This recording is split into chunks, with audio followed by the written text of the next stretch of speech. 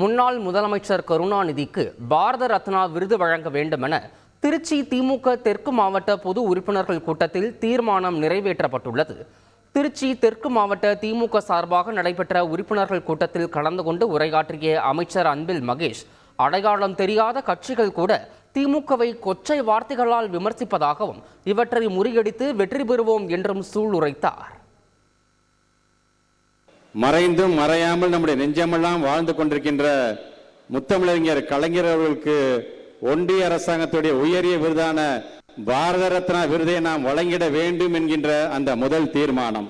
ஒவ்வொரு கட்சியும் அடையாளம் தெரியாத கட்சியெல்லாம் நம்முடைய இயக்கத்தை பற்றியும் நம்ம இயக்கத்துடைய தலைவர் பற்றியெல்லாம் மிகவும் கொச்சையான வார்த்தைகளே பேசும் பொழுது இது போன்ற சமுதாயத்திலே நாம் எப்படி நடந்து கொள்ள வேண்டும் என்பதையும், நமக்கு எத்தனை இடைஞ்சல்கள் வந்தாலும் சரி, லட்சியம்தான் இதயம், கொள்கைகள் தான் நமது நரம்புகள் என்கின்ற வகையிலே அந்த கொள்கையை நோக்கி நாம் செல்வோம்.